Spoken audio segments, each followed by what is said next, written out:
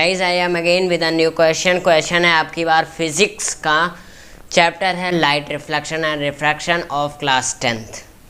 ये क्वेश्चन जो सभी को भी दिक्कत होती है। इसके बाद डेरिवेशन ऑफ मिरर फार्मूला यानी F1/F = 1/V + 1/U हम कॉनकेव मिरर के थ्रू इसे हम डिराइव करेंगे इस वीडियो में। फर्स्ट यहाँ पर ये है कॉनकेव मिरर, आपको पता होगा, और उसके बाद ये है एक प्रिंसिपल एक्सिस, ये भी आपको पता है, और सेंटर और ऑफ कर्वेचर और इन्फिनिटी के बीच में ऑब्जेक्ट है। ऑब्जेक्ट यहाँ पर है, ये ए और बी के नाम से है, ए और बी। और उसके बाद यहाँ पर रिफ्लेक्शन हो रहा है प्रिंसिपल एक्सिस के पैरेलल में, सॉरी इंसिडेंट रे पास हो रही है प्रिंसिपल एक्सिस के पैरेलल में और रिफ्लेक्ट हो रही है फोकस के पॉइंट से। और दूसरा रिफ्लेक्शन हो रहा है सेंटर ऑफ कर्वेचर से, यानी इंसिडेंट सेंटर ऑफ कर्वेचर से पास हो रही है और उसी डायरेक्शन में रिफ्लेक्शन भी हो रहा है। उसके बाद इंसिडेंट रे पास हो रही है यानी पोल से, जो पॉइंट होता है मिरर के बीच का, तो पोल से पास हो रही है इंसिडेंट और उसके बाद वहीं से रिफ्लेक्ट भी हो रही है। और रिफ्लेक्ट कहाँ हो रही है? जहाँ पर कट लगा था किसका, फोकस से रिफ्लेक्ट हुई थी, जो सेंटर ऑफ कर्वेचर से हुई थी, वहाँ से ये रिफ्लेक्ट हो रही है और यहाँ पर ही इमेज बन रही है। अब इसके बाद यहीं से हमें दिक्कत होने लगती है। और एक और मेथड है इसका, अगर हम पोल से रिफ्लेक्शन ना करवाएं यानी पोल से हम रेना ट्रांसफ़र करवाएं, तब कहाँ से मिरर फार्मूला बनेगा, ये भी एक समझने वाली बात है। लेकिन अभी इस वीडियो में हम सिर्फ इतना बता रहे हैं, तो अगली वीडियो में हम आपको बताएंगे जो कि यहाँ पर पोल से रिफ्लेक्शन नहीं होती, उस वीडियो को हम कॉनकेव मिरर के थ्रू, उस वीडियो में हम मिरर फार्मूला को डिराइव करेंगे। अभी बस पहले इतना समझिए। देखिए, फर्स्ट ऑफ ऑल हमें बी और पी कौन सी वैल्यू है, यू है, क्योंकि बी और पी की डिस्टेंस जो ये है ऑब्जेक्ट, तो ऑब्जेक्ट और पोल की डिस्टेंस को हम यू कहते हैं। हम लिख सकते हैं B P equal U, B P equal U लिख सकते हैं। उसके बाद बी डैश और पी यानी पी बी डैश या फिर बी डैश पी को हम लिख सकते हैं वी, यानी इमेज और पोल का डिस्टेंस का क्या लिख सकते हैं, वी। और क्या है, और हम सेंटर ऑफ कर्वेचर और पी को हम लिख सकते हैं रेडियस, यानी सी और पी इक्वल रेडियस लिख सकते हैं। और उसके बाद कुछ f और p को हम माइनस f लिख सकते हैं, एफ पी यानी माइनस स्मॉल f। यहाँ पर सब में माइनस लगेगा क्योंकि ये सब लेफ़्ट साइड में, अगर राइट साइड में होता है यहाँ पर सब प्लस लगता है। और राइट साइड कब होगा, कॉन्वेक्स मिरर में। कॉन्वेक्स मिरर में भी कैसे प्रूव किया जाता है, ये भी अगली वीडियो में हम आपको आने वाली वीडियो में बता देंगे। एफ पी हम माइनस एफ मान लेते हैं। अब हमें यहाँ पर ट्राइंगल्स को देखना है। फर्स्ट ट्राइंगल हमें दिख रहा है ए बी सी। देखिए, ये यहाँ से ये ट्राइंगल ए बी सी दिख रहा है, और उसके बाद ये इमेज का ट्राइंगल, यानी कि जहाँ पर इमेज बन रहा है, ये दो ट्राइंगल दिख रहे हैं ए बी सी, और ए डैश बी डैश सी, ये दो दिख रहे हैं। अब इसमें हम लेते हैं in triangle A B C and triangle A dash B dash C. इसमें हमें क्या क्या कॉमन दिख रहा है, ए बी और ए डैश बी डैश इक्वल है, यानी इसमें लाइन इक्वल है, क्योंकि एंगल भी 90 डिग्री का दोनों में इक्वल बन रहा है।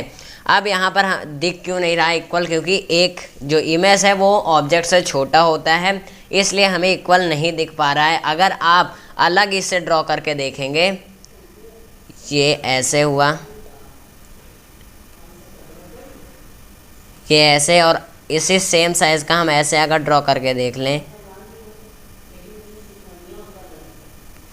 ये यहाँ पर आपको अब तो इक्वल दिख रहा होगा। तो इसलिए हमें यहाँ पर नहीं दिख रहा, क्योंकि इमेज जो है वो छोटी बन रही है अभी, तो इसलिए हमें नहीं दिख रहा है। और in triangle A B C and triangle A dash B dash C में हमें क्या कॉमन है, ए बी, तो हम लिखेंगे A B equal A dash B dash, ये एक कॉमन दिख रहा है। अब हम रेशियो में क्यों लिखें, क्योंकि हम किसी चीज़ का अगर रिलेशन फाइंड करते हैं तो हम उसे रेशियो में ही पुट करके उसका रिलेशन समझ पाते हैं। और इक्वल किसके होगा, अब कौन सी चीज़ कॉमन दिख रही है, बी सी और B dash C.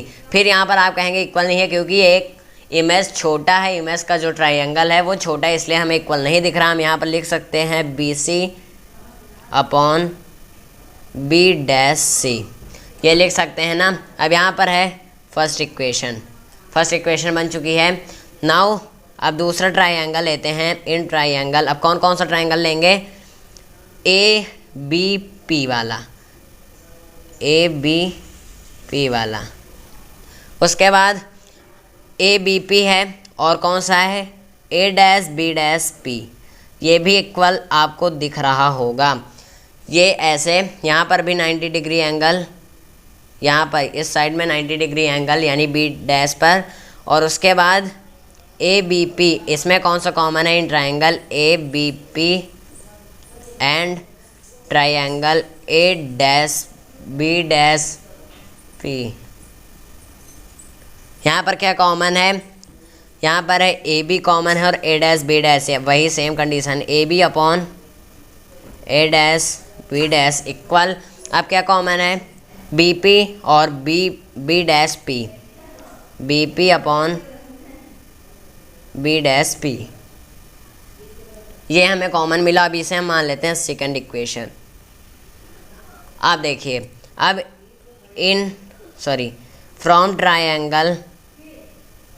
From both triangle ABC A dash B dash C and, यानी दोनों triangles ABP A dash B dash P, या फिर यहाँ पर हम लिख सकते हैं from equation first and second. First और सेकंड में कौन कौन से सेम दिख रहे हैं? AB upon A dash P, B और AB A dash B dash, तो ये दोनों हमें सेम दिख रहे हैं दोनों इक्वेशन में, और हमें कौन सा पुट करना है वो है जो डिफरेंट है दिख रहा दोनों में। तो डिफरेंट हमें BC ये वाला दिख रहा है, तो BC upon B dash C equal BP upon B dash P। यहाँ पर हमें अब दोनों डिफरेंट दिख रहे हैं, हमें दोनों इसी में से हमें मिरर का फॉर्मूला निकालना है। नाउ BC क्या हमें है? BC हमें क्या मिल रहा है? BC को हम कैसे लिख सकते हैं? ये BC हम लिख सकते हैं BP माइनस PC लिख सकते हैं ना, तो BP माइनस PC अपॉन, और B डैश C को यानी B डैश C को हम क्या लिख सकते हैं? B डैश C को हम लिख सकते हैं PC minus B dash P equal BP को हम क्या लिख सकते हैं? BP को हम U लिख सकते हैं। यहाँ पर देखिए BP को हम U लिख सकते हैं ना, तो माइनस U क्यों लिखेंगे? क्योंकि ये लेफ़्ट साइड में है, लेफ़्ट साइड में रिडक्शन हो रहा है, तो इसलिए हम लिख सकते हैं माइनस U अपॉन, अब B डैश P को क्या लिख सकते हैं? B डैश P ये इमेज की डिस्टेंस हम लिख सकते हैं माइनस V, ये BP equals to minus V, B dash P equal minus V। अब देखिए यहाँ पर BP क्या है? BP हमें मिल रहा है BP equals to minus U, फिर से हम सेम कंडीशन पुट करें, माइनस U, माइनस का साइन है, PC क्या है? P और C, R है ना PC, ये CP या फिर PC इक्वल R है। उसके बाद हम माइनस R लिखेंगे अपॉन में PC क्या है? R है, मतलब कि minus R, minus B dash P क्या है? माइनस का V equal minus U upon minus V। अब यहाँ पर ब्रैकेट को हटाएं, minus U plus R upon minus R plus V equal minus U upon minus V। ये हुआ। अब हम इसका क्या करेंगे? Cross multiplication. तो हमें यहाँ पर क्या करना है? Cross multiplication. तो आइए करते हैं। यहाँ पर minus V minus U plus R equal minus U minus R plus V। Multiply करिए, V इंटू U क्या होगा? VU, और माइनस से माइनस गया प्लस, तो यहाँ पर होगा UV minus V into plus R, तो क्या होगा? Minus VR equal minus U minus into minus R, यहाँ पर होगा प्लस का UR एंड माइनस का यू वी, ये हो गया। अब यहाँ पर हम सॉल्व कैसे कर सकते हैं, यू वी और यू वी यहाँ पर सेम दिख रहा है तो हम इस यू वी को इस साइड ट्रांसफ़र करते हैं, U V plus U V, यहाँ माइनस यहाँ आएगा प्लस में, और यू आर ये जाएगा उधर प्लस में वी आर, ये हम लिख सकते हैं। उसके बाद अब ये हम सॉल्व करेंगे तो आएगा 2 U V equal U R plus V R, ऐसे हुआ। अब हम क्या करेंगे यहाँ पर, अब हम इसे डिवाइड करेंगे यू वी आर से, डिवाइडिंग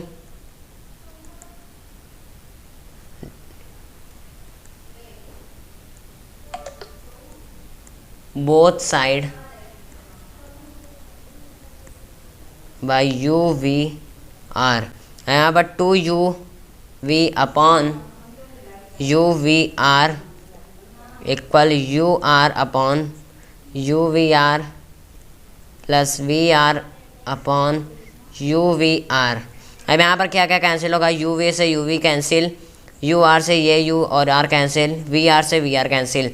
अब यहाँ पर बचा 2 upon R equal 1 upon V plus 1 upon U, और उसके बाद आर को हम जानते हैं, आर क्या होता है, 2f होता है। अगर मान लें ये है सेंटर ऑफ कर्वेचर से पोल और ये है f, तो यहाँ पर f है और ये f है, ये रेडियस हम मानते हैं ना, ये रेडियस है तो 2f इक्वल्स टू आर, इसलिए हम इसे पुट करेंगे 2f इक्वल आर, यानी आर इक्वल की आर के प्लेस पर हम 2f को पुट करेंगे, 2 upon 2f equal 1 upon V plus 1 upon U, 2 से 2 cancel, 1 upon f equals to 1 upon V plus 1 upon U. Guys concave mirror के थ्रू हमने फॉर्मूले को डिराइव कर दिया है।